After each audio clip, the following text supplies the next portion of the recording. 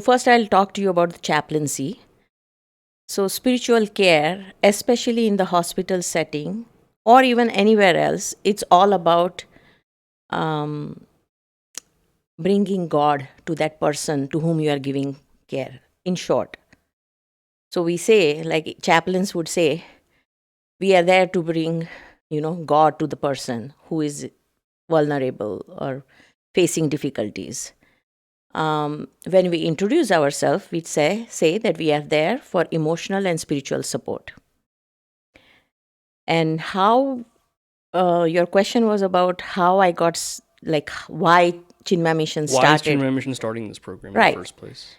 So in US, at least when I started with my first course in CPE or chaplaincy, Hindu spiritual care, What does CPE stand for? clinical pastoral education. Clinical Pastoral Education. Okay. Yeah. So that's mostly in the hospital setting.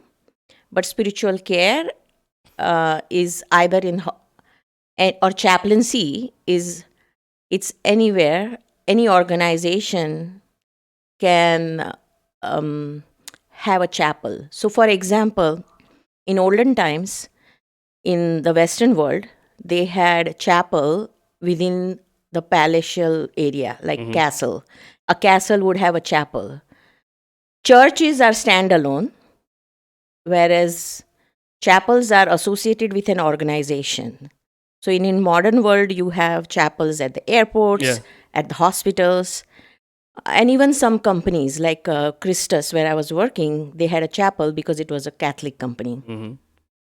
And the person, the minister who does the administration or the spiritual pastoral work at chapel is called a chaplain. So that's where the chaplain word came in. But in the hospital setting, it is not just about Christianity, because there are people, whether you consider staff or patients, they are all of different religions. So chaplaincy, when the CPE started, it was all about providing emotional and spiritual care to the person. And that's why usually in hospital settings you would have all kinds of Christian, Christian denomination, Catholics, plus Hindus. Not so many. We are just beginning, and there will be imams and Jewish rabbis and any other religion. Like they can have a chaplain or a spiritual caregiver in hospital settings. Why Chinmay Mission started? It's because there was dearth of Hindu chaplains all around. With the Hindu population increasing in US, and universities is one of the big area where chaplaincy, especially Hindu students who are in large numbers in top universities, we needed to provide a setting or a spiritual care for our Hindu students who were probably also either born here or they immigrated from India, and they needed a support system. So is the course set up to where there's core subjects plus paths of I want to be university chaplain, hospital chaplain, military-based chaplain? How does that course system work? Right. So the way the coursework is, initially you take introduction to spiritual care. So that's where they teach about like the ethics of spiritual care or chaplaincy per se, and it depends on the teacher. So if the teacher, like the first teacher that we had, she was a chaplain at the Duke University. So she kind of gave us more information about the spiritual care at universities. But the Hindu spiritual care teacher was a CPE certified teacher. Right. So he taught us spiritual care from this clinical aspect, so clinical pastoral care. And is there a specific background someone needs to have to be qualified to be a part of this course and embark on this path? So if you ask a CPE instructor, he will say no, you don't need. But each of us, especially spiritual caregivers, are informed by our own religion, right? So And in CPE, when we are doing our verbatims or didactics, we are supposed to quote our scriptures or say how we are informed by our own spirituality in providing care.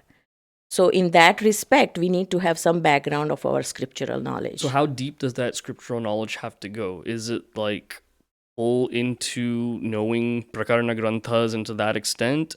Is it more of understanding what the ethos of Hinduism is and understanding specifics of what is dharma and right action? What is end of life care like? What are the specific things we need to know? Yeah.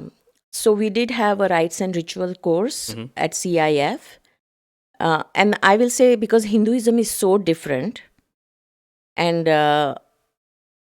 even within India, different regions have different tradition, cultural tradition Yeah. to the same event, Mhm. like death or birth Yeah. or lagna vivaha, Mhm. all of those, right? But then again, there are some core explanation on why we perform rites and rituals. So, the 16 samskaras. So we learned all that, but I won't say it is mandatory, because you can always have resources available to you and refer the person who has come to you for care to that resource who can provide more detailed information about that. So while as a chaplain, it's good to have high level knowledge about these areas, but I wouldn't say it is mandatory.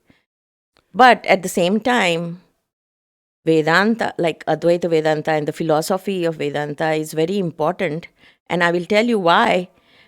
Because, especially from the clinical pastoral education perspective, you have to, there are certain objectives you have to meet in order to certify or like pass the units.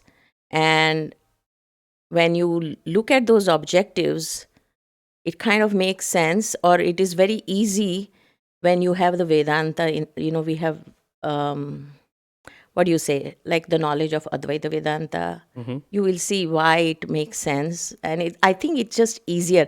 So for us, it is a second nature, Right. but they have to keep those objectives and outcomes in the syllabus in order for maybe other faiths to meet those requirement of being non-judgmental, understanding your bias.